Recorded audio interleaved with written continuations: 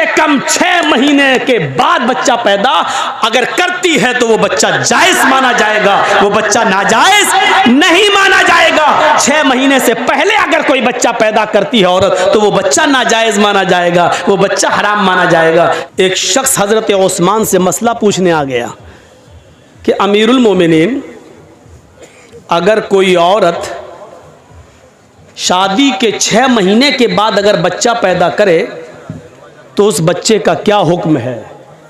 हजरत उस्मान गनी कहते हैं कि वो औरत बदचलन है। शादी के बाद 9 महीने के बाद बच्चा पैदा होना चाहिए, 6 महीने में कैसे हो जाएगा? कहने लगे अमीरुल मोमिनीन, मेरी शादी को 6 महीना हुआ है, मेरी शादी को 6 महीना हुआ है और 6 महीने के बाद आज ही मेरी बीवी ने एक बच्चा पैदा किया है। समझ रहे हैं ना आप? उस सहाबी के पूछने का मकसद क्या है? वो ये पूछना चाहते हैं कि अमीरुल मोमिनीन, मैं इस बच्चे को जायज़ बच्चा मानूं या नाजायज़? ऐसा तो नहीं कि मेरी बीवी का कहीं पहले कोई कांटेक्ट रहा हो और जिना की पैदावार हो और ये मेरा बच्चे का नाम पा जाए? हज़रत उस्मान गनी कहते हैं कि बिल्कुल नहीं, वो औरत बदचलन है तुम्हारी, लिहाजा उसने 6 महीने में जो बच्चा पैदा कर दिया वो गलत किया है। ये जुमेरात का दिन था, जुमेरात का दिन जानते हैं ना, गुरुवार, थर्सडे था। जुमे का खुतबा जब उस्मान गनी देने लगे तो वो आदमी सामने बैठा हुआ था जिसकी बीवी ने 6 महीने के बाद बच्चा पैदा किया, वो बैठा हुआ है। हजरत उस्मान खुतबा देते देते कहने लगे, लोगों, इसकी बीवी ने कल एक बच्चा पैदा किया है और वो बच्चा 6 महीने के बाद पैदा हुआ है। शादी के 6 महीने के बाद कोई बच्चा पैदा नहीं होता है, इसकी बीवी ने शादी के 6 महीने के बाद ही बच्चा पैदा कर दिया है। लिहाजा अगले जुमे को इसकी बीवी को लाया जाएगा और जमीन पे सीने के बराबर गाड़ कर पत्थरों से मार मार के उसको खत्म कर दिया जाएगा। उसको जिनाकार मानते हुए उसकी जान ले ली जाएगी, उसको कत्ल कर दिया जाएगा। हुक्म भी दे दिया। जुमे का खुतबा ख़त्म, जबकि उस्मान गनी का फैसला गलत था। अब सुनिए गलत कैसे था। जब जुमे का खुतबा ख़त्म हो गया, हज़रत उस्मान ने नमाज पढ़ा दी। उसी मस्जिद में हज़रत अली भी बैठे हुए थे। जब जुमे की नमाज ख़त्म हो गई तो हज़रत अली ने लोगों से कहा, थोड़ी देर आप सब बैठे, हज़रत उस्मान ने एक मसला गलत बता दिया है। तमाम लोग बैठ गए कि देखें हजरत अली क्या दलील पेश करते हैं। एक औरत के कत्ल का हुक्म दिया जा चुका है, देखें हजरत अली क्या उस औरत को कैसे बचाते हैं, देखें उस औरत को कैसे बचाते हैं। हजरत उस्मान कहते हैं, आय अली कहिए। कहा, अमीरुल मोमिनीन, आपने ये मसला गलत बताया है कि कोई औरत 6 महीने में अगर बच्चा पैदा कर दे तो वो बच्चा नाजायज है। हजरत उस्मान कहते हैं 6 महीने में अगर बच्चा पैदा हो जाए तो वो गलत नहीं हुआ? हजरत अली ने कहा नहीं, आज तक किसी औरत ने 6 महीने में बच्चा पैदा किया? हजरत अली ने कहा कि वो मेरा मामला नहीं है और उसका इल्म मुझे नहीं है, किया कि नहीं किया वो मैं नहीं जानता। क्या अल्लाह के नबी के जमाने में किसी औरत ने 6 महीने में कोई बच्चा पैदा किया? हजरत अली मुस्कुराकर जवाब देते हैं कि मुझे इसका भी इल्म नहीं है। कहा, जब इसका इल्म नहीं है तो फिर क्यों कह रहे हो? कहा, कह सिर्फ इसलिए रहा हूं कि 6 महीने के बाद अगर कोई बच्चा पैदा हो जाए तो वो गलत नहीं है। अच्छा, तुम ये भी कह रहे हो अल्लाह के नबी के ज़माने में किसी औरत ने 6 महीने में बच्चा पैदा नहीं किया? तुम ये भी मानते हो कि अल्लाह के रसूल सल्लल्लाहु अलैहि वसल्लम ने 6 महीने के बाद पैदा होने वाले बच्चे को जायज़ माना? तुम ये भी कह रहे हो कि आज तक किसी औरत ने 6 महीने के अंदर कोई बच्चा पैदा नहीं किया? फिर तुम ये कह रहे हो कि 6 महीने में जो बच्चा पैदा हो जाए वो जायज़? क्या दलील है? क्या अल्लाह के रसूल से कोई हदीस है? हजरत अली कहते हैं हदीस की जरूरत नहीं है, कुरान में मसला मौजूद है। कुरान कहता है 6 महीने के बाद भी अगर औरत बच्चा पैदा कर दे तो बच्चे को जायज माना जाएगा। हजरत उस्मान कहते हैं क्या कुरान में लिखा है? ये कुरान जो रोज मैं पढ़ता हूं। हजरत अली कहते हैं आप पढ़ते हैं लेकिन शायद गौर नहीं कर सके। हजरत उस्मान ने कहा लोगो दलील मांगो अली से। हजरत अली ने कहा दलील सुनो। अब दलील सुनिए और सुनो, गीत बहुत सुन चुके हो, गाने बहुत सुन चुके हो, इधर उधर की लफाजियां बहुत सुन चुके हो। जलसा में चंदा लिया है कुरान के नाम पे, हदीस के नाम पे कि जलसा होगा, कुरान हदीस की बातें होंगी। अब जब कुरान और हदीस सुनाई जा रही है तो सुनकर इस जलसे को हलाल करो, वरना यहां बैठना भी आपका हलाल नहीं होगा। सुनो, हजरत अली दलील दे रहे हैं। दलील क्या? दलील हाय उस्मान, अल्लाह ताला फरमाता कुरान में वल्वालिदातु युरज़िअना औलादहुन्ना हौलैनि कामिलैन। अभी जो कह रहा था ना हालात के ऊपर बोलो, उससे पूछो कुरान की ये कौन सी आयत है, किस पारे में, तो नहीं बता पाएगा। वल्वालिदातु युरज़िअना औलादहुन्ना हौलैनि कामिलैन। तर्जुमा सुनिए, मीनिंग सुनिए, ट्रांसलेट सुनिए। माएँ अपने बच्चों को दूध पिलाएं मुकम्मल 2 साल। मैं किसी को भी खड़ा करके पूछ सकता हूं कितने साल दूध पिलाएं माँ? 2 साल। 1 साल में कितना महीना होता है? 12। 2 साल में कितना हुआ? 24। माँ अपने बच्चे को कितना दूध पिला सकती है? 24 महीना, 2 साल। कामिलैन मतलब मुकम्मल, कंप्लीट, यानी 2 साल तक पिला सकती है, 2 साल से 1 दिन भी ज्यादा नहीं। पहले छुड़ा सकती है, 2 साल से पहले दूध छुड़ा सकती है, लेकिन 2 साल के बाद 1 दिन भी ज्यादा पिलाने की इजाजत नहीं है। बच्चा पैदा हुआ 6 महीने में और दलील क्या दे रहे हैं हजरत अली? माँ अपने बच्चे को दूध पिलाए 2 साल। ये दलील है? ये दलील है?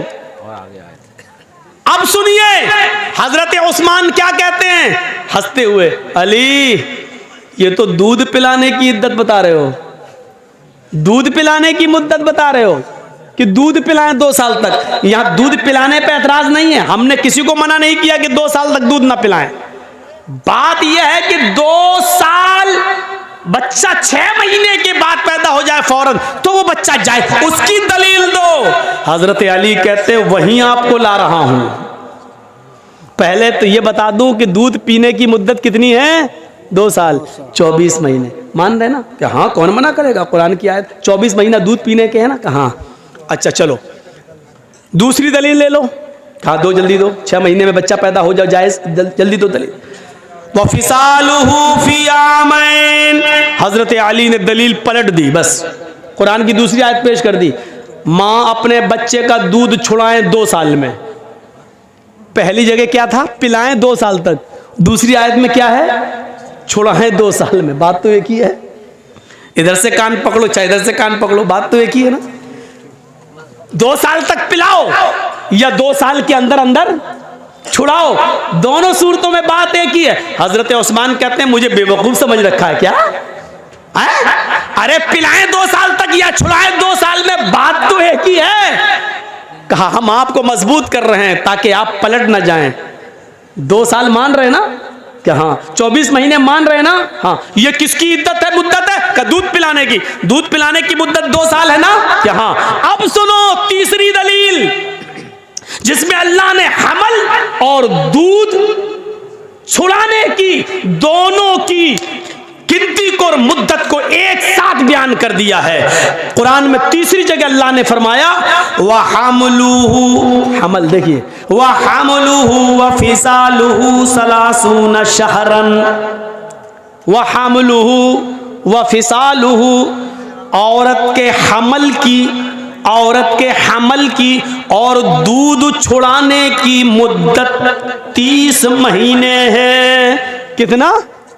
सलासून शहरन। कितना महीना? 30। 10, 20, 30 कितना हुआ? 30 महीना। आए उस्मान 30 महीना किसकी मुद्दत है? हजरत उस्मान कहते हैं हमल की और दूध छुड़ाने की। क्या मानते हो ना? दोनों की मुद्दत कितनी है? का 30 महीना। 30 महीने में 24 महीने आप अलग कर दो दूध छुड़ाने के या दूध पिलाने के, ये दोनों की मुद्दत है ना। अल्लाह दूध पिलाने की मुद्दत 24 महीने बता चुका है, यानी 24 महीने तक बच्चा दूध पी सकता है। तो 24 महीने 30 में से आप माइनस कर देंगे, 30 में से 24 को माइनस करो तो कितना बचा? हजरत उस्मान कहते हैं 6 का वहमलुहु, यही हमल की मुद्दत है।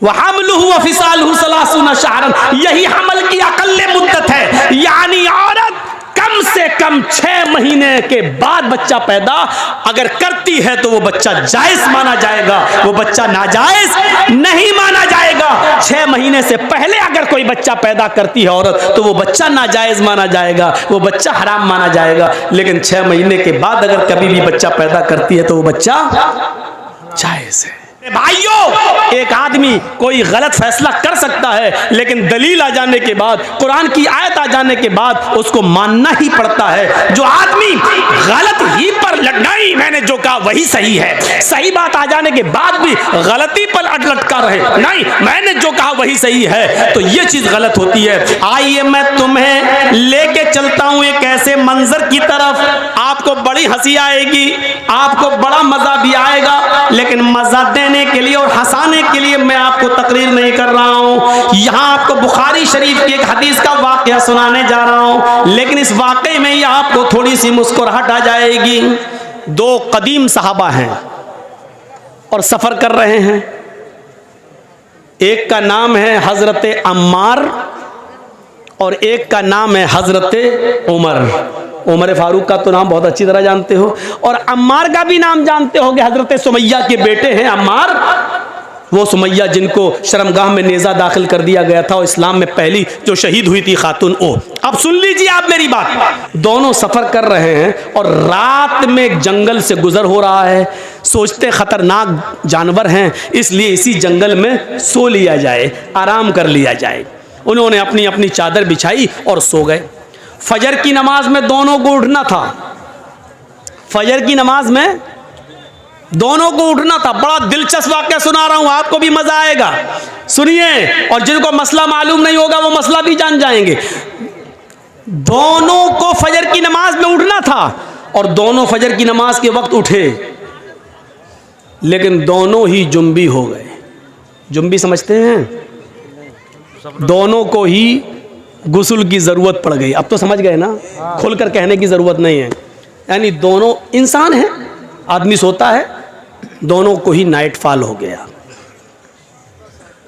अब गुस्ल करना पड़ेगा तभी नमाज होगी, लेकिन पानी नहीं है। अब क्या किया जाए? तो हज़रत अम्मार कहते हैं, उमर जी मुझे मसला मालूम है। कहा क्या? सुनिए, बहुत स्लो सुना रहा हूं ताकि आपके दिमाग में बिल्कुल घुसा दूं। कहा, उमर मुझे मसला मालूम है। अल्लाह के नबी जुमे का खुतबा दे रहे थे तो आपने फरमाया जब पानी ना मिले तो पाक मिट्टी से तयम्मुम कर लो। हजरत उमर कहते चुप रहो, जिस मस्जिद में अल्लाह के नबी ने ये खुतबा दिया उसमें हम भी थे। आपने ये बात कही थी कि पानी ना मिले तो तयम्मुम कर लो, लेकिन वो वुजू के लिए कहा था, गुस्ल के लिए नहीं। हमको वुजू की जरूरत नहीं है, गुस्ल की जरूरत है। अल्लाह के रसूल ने उस मस्जिद में जो जुमे का खुतबा दिया था उसमें यह कहा था कि अगर वुजू के लिए पानी ना मिले तो तयम्मुम कर लो, दोनों हाथ पाक मिट्टी पे मार के फूंक लो, चेहरे पे फेर लो, दायां हाथ बाएं हाथ पर और बाएं हाथ दाएं हाथ पर फेर लो तो तयम्मुम हो जाता है। ये अल्लाह के नबी ने बताया था। तो यहां तो वुजू का मामला नहीं है, हम लोग नापाक हैं, हम लोग को गुस्ल की जरूरत है। हजरत अम्मार कहते हैं, हजरत अम्मार कहते हैं तो एक काम करिए ना, वुजू में हाथ पैर मुंह कुल्ला किया जाता है और ये सब धुला जाता है, हमको गुस्ल की जरूरत है, इसलिए पूरे जिस्म पे मिट्टी फेर लेते हैं। हाँ? ऐसा करते हैं, यानी अपना अपना दिमाग लगा रहे हैं। देखिए हजरत उमर कहते हैं नहीं नहीं नहीं नहीं, हमें कोई अच्छा नहीं लग रहा है। क्यों? हमको मसला मालूम नहीं, कि ऐसा ना हो ऐसा करने पर गुनाह हो। तो हजरत अम्मार ने अपनी अकल चलाई और हजरत उमर ने अपनी अकल चलाई। हजरत अम्मार ने कहा तुम्हें नहीं पढ़ना मत पढ़ो, मैं तो पढ़ूंगा नमाज। तो हजरत अम्मार ने क्या किया, एक झाड़ी के पीछे चले गए, मिट्टी पड़ी थी। बुखारी शरीफ की हदीस के अल्फाज हैं, अपने जिस्म को उस पर पूरा मिट्टी में लोट लिया। बुखारी में क्या है, कमा तमर्रकुद्दाब्बा यतमर्रकु कमा तमर्रकुद्दाब्बा। हजरत अम्मार मिट्टी पर ऐसे लोटे, ऐसे जैसे चौपाया। आपने देखा होगा जानवर को मिट्टी में ऐसे ऐसे करता ना, फिर झाड़ देता अपने आप को, पूरे जिस्म पर मिट्टी हो जाती है उसके। तो हजरत अम्मार ने ऐसे ही किया, पूरा करके पूरे जिस्म पर मिट्टी मल ली और गए और नमाज पढ़ ली। हजरत उमर देख रहे हैं, उन्होंने नमाज नहीं पढ़ी। हजरत अम्मार ने पढ़ ली। हजरत उमर ने कहा पता नहीं सही हुआ कि गलत। नहीं, उन्होंने अपनी अकल दौड़ाई, नमाज नहीं पढ़ी। शहर में गए, सुबह सूरज निकलने के बाद पानी मिल गया, और जैसे ही पानी मिला तो हजरत उमर ने सबसे पहले गुस्ल करके फजर की नमाज कज़ा कर ली, पढ़ ली। उस जमाने में मोबाइल का दौर नहीं था। दबाया, हाँ जर्जी साहब जरा बताइए तो उस जमाने में फोन का जमाना नहीं था, अल्लाह के रसूल से मसला मालूम कर लिया जाए। अब सुनिए, अम्मार इब्ने यासिर ने नमाज पढ़ ली, हजरत उमर ने नहीं पढ़ी। जब सूरज निकल गया, पानी मिल गया, तब उमर फारूक ने नमाज पढ़ ली। जब सफर खत्म हुआ तो ये दोनों जब मदीने आए तो अल्लाह के नबी सल्लल्लाहु अलैहि वसल्लम से दोनों ने अपना अपना किस्सा बयान किया कि अल्लाह के रसूल बताइए हम दोनों में कौन सही, हम दोनों में कौन सही। तो अल्लाह के नबी ने फरमाया अच्छा दोनों को गुस्ल की जरूरत पड़ गई। कहा अम्मार तुमने क्या किया? कहा अल्लाह के रसूल हमें तो मालूम था पानी ना मिले तो तयम्मुम कर लो। तो अल्लाह के रसूल ने फरमाया जी बिल्कुल। तो हजरत उमर ने कहा ये तो आपने वुजू के लिए कहा था, इन्होंने पूरे जिस्म पर मिट्टी मल ली। तो अल्लाह के रसूल ने कहा अम्मार क्या किया था तुमने? कहा कि मैं तो ऐसे लोटा मिट्टी पर जैसे 4 पैर वाला जानवर जमीन पर लोटता, पूरे जिस्म पर मिट्टी मल ली। तो अल्लाह के रसूल मुस्कुराए और मुस्कुरा कर कहते हैं कि अम्मार तुमने गलत किया, तुम्हें ऐसा नहीं करना चाहिए था। अब हजरत उमर बड़े खुश हैं, ये गलत हो गए तो हम तो सही हुए होंगे, इनकी गलती है तो हम सही हो गए, हमने नमाज नहीं पढ़ी हम सही हो गए। तो कह ले और पूरे जिस्म पर मिट्टी मल लो हो गए ना। तो कहा हजरत अम्मार ने अल्लाह के नबी इनका सुनो, इन्होंने क्या किया? तो हजरत उमर से पूछा तुमने क्या किया? कहा अल्लाह के रसूल जब तक पानी नहीं मिल गया मैंने गुस्ल ही नहीं किया। नमाज का वक्त निकल गया, सुबह सूरज निकलने के बाद पानी मिला तो मैंने वुजू बना गुस्ल किया, फिर नमाज पढ़ी। आपने कहा उमर तुमने भी गलत किया। इस मैदान में जितने लोग जमा है सुनो, अम्मार की बात को अल्लाह के रसूल रिजेक्ट कर रहे हैं, पुराने सहाबी, और हजरत उमर फारूक की बात को भी रिजेक्ट कर रहे हैं जबकि वो भी पुराने सहाबी। बल्कि उमर फारूक के बारे में तो कहा था लौ कान बादी नबीयुल्ला काना उमर, अगर मेरे बाद कोई नबी होता तो कौन होते? उमर। इतना बड़ा मकाम, लेकिन अल्लाह के नबी ने क्या कहा? तुमने भी गलत किया।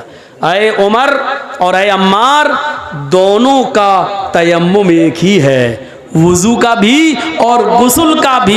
अगर गुस्ल की भी जरूरत पड़ गई थी तब भी वही तयम्मुम करना चाहिए था जो नमाज के लिए किया जाता है, जो वुजू के लिए किया जाता है। बस यही काफी था। अपने दोनों हाथों को जमीन पर मारते, उसको फूंकते। देखो तयम्मुम का तरीका क्या है। ये मान लीजिए मिट्टी है, ये मिट्टी होना जरूरी है। बहुत से लोग ये पक्की दीवारों पे ऐसे मार देते हैं, नहीं चलेगा। बहुत से लोग पुती हुई दीवारों पे मार देते हैं ऐसे, नहीं चलेगा। माफ कीजिएगा, बड़ी मौजरत के साथ, नहीं चलेगा। मिट्टी होनी चाहिए और वो भी पाक। ऐसे दोनों हाथ जमीन पे ऐसे मारिए, ये ऐसे किया और ऐसे करने के बाद ऐसे नहीं मलना है, ऐसे करके ऐसे नहीं मलना, पूरा वो आपका पाउंड क्रीम यही लग जाएगी। ऐसे नहीं करना है।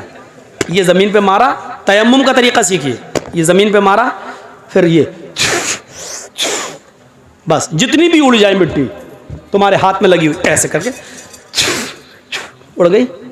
अब इन्हीं हाथों को ऐसे करना है। देखिए हो गया। अब यही हाथ दोबारा नहीं लेना है, इसी हाथ को बाएं हाथ के ऊपर ऐसे यहां तक ये कर लिया और इस हाथ को ये तयम्मुम हो गया। तो अल्लाह के नबी ने कहा था यक्फी, हाथ तुम्हारे लिए इतना कर लेना काफी था। तुमने पूरे जिस्म पर मिट्टी मल ली, तुमने भी गलत किया। और अव्वल वक्त पर नमाज न पढ़ के सूरज के निकलने तक इंतजार करके फिर गुस्ल के लिए पानी मिल गया, तब पानी नहाकर फिर तुमने नमाज पढ़ी, तुमने भी गलत किया, क्योंकि नमाज को उसके अव्वल वक्त से निकाल दिया।